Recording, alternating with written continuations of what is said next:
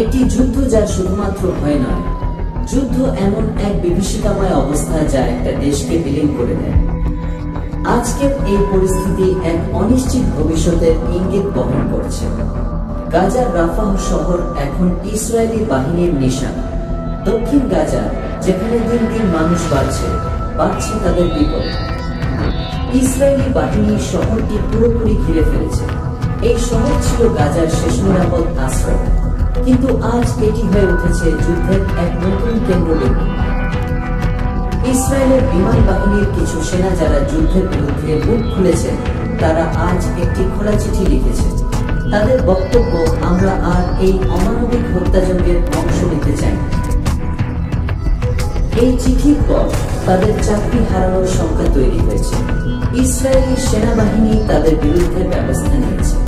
কিন্তু সবচেয়ে কষ্টের কথা হলো, গাজায় নিহত মানুষের সংখ্যা এখন পর্যন্ত ৫১,০০০ এর বেশি হয়েছে, যাদের বেশিরভাগই নারী ও শিশু। হাসপাতালগুলো ধ্বংস হয়ে গেছে। খাদ্য এবং ওষুধের সংকট তীব্র আকার ধারণ করেছে। শহরের প্রতিটি কোণে মৃত্যুর ছায়া। এখন প্রশ্ন, এই যুদ্ধ কবে থামবে? জাতিসংঘের আহ্বান, আন্তর্জাতিক মহলের চাপ, কোনো কিছুই যেন শোনা যাচ্ছে না। হামাস এবং ইসরায়েল দুপক্ষেরই অবস্থান খুবই শক্ত। এমন পরিস্থিতি কখন শেষ হবে তা কে বা বলতে পারে।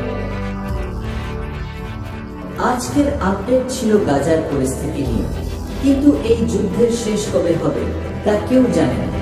তবে আমাদের একটাই আশা, এই পৃথিবী মানবতার পথে ফিরে আসে।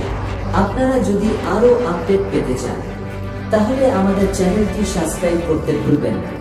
আপনার মূল্যবান মতামত আমাদের কমেন্টে জানান, এবং আবারও দেখা হবে পরবর্তী ভিডিওতে।